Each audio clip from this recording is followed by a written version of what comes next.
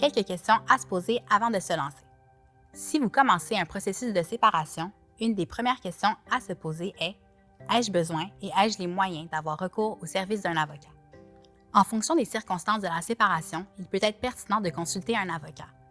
Il est possible d'avoir recours à un avocat pour une prise en charge complète de votre dossier et pour vous représenter devant les tribunaux, mais il est aussi possible de simplement prévoir une consultation pour vous orienter pour la suite.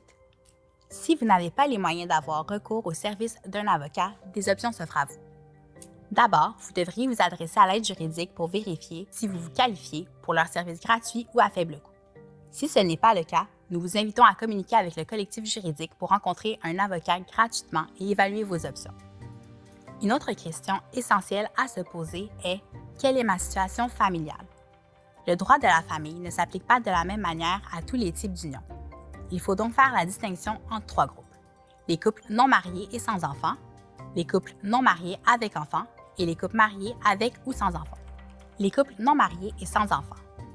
Au moment où ces capsules sont enregistrées, ce type d'union n'est pas encadré par le droit de la famille et il n'y a pas de procédure particulière pour mettre fin officiellement à une relation. Le droit ne prévoit pas le partage égal des biens au moment de la rupture ou le paiement d'une pension alimentaire au conjoint, à moins que cela n'ait été prévu par les conjoints dans un contrat de vie commune, par exemple. Les couples non mariés, mais avec enfants. Le fait d'avoir des enfants vient changer la donne.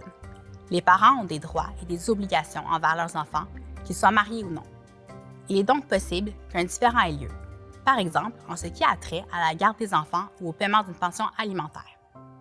Les couples mariés, avec enfants ou sans enfants. Lorsqu'un couple est marié avec ou sans enfants, la loi prévoit une procédure spécifique pour la séparation.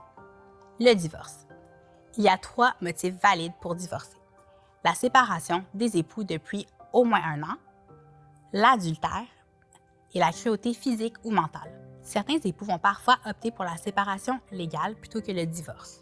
La séparation légale survient souvent dans les cas où des époux séparés ne sont pas encore en mesure de faire la preuve de l'un des motifs de divorce que l'on vient d'énumérer, mais souhaitent régler certaines questions juridiques liées à leur séparation.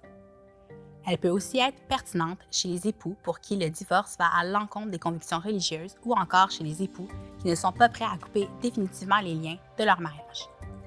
Personne n'a envie de se retrouver devant les tribunaux. Il faut donc se poser la question: est-ce qu'on peut s'entendre entre nous sans aller à la cour? À tout moment, dans une procédure de séparation, il est possible pour les ex-conjoints de négocier et de parvenir à une entente qu'il faudra mettre par écrit ou soumettre à l'approbation de la cour. La médiation, quant à elle, permet d'obtenir l'assistance d'un professionnel pour tenter de résoudre les questions juridiques liées à la séparation. Lorsque le différend à trancher concerne les enfants du couple, les parties ont généralement l'obligation d'assister à une séance d'information pour en apprendre plus sur le processus de médiation. Si cette situation s'applique à vous, vous pouvez vous inscrire en ligne afin d'assister gratuitement à la séance d'information. Après la séance d'information, les époux ou conjoints sont libres de décider si la médiation est une procédure qui leur convient ou non. Si c'est le cas, il est possible d'obtenir un certain nombre d'heures de médiation gratuite qui varie selon le type de dossier. Si vous arrivez à vous entendre, la médiatrice ou le médiateur préparera une entente de médiation. Une fois que l'entente est signée par les 2 parties, elle devra être validée par le tribunal pour avoir plein effet. Dans la prochaine capsule, on abordera le déroulement d'un processus judiciaire entre ex-conjoints si vous n'avez pas été en mesure de vous entendre hors cours.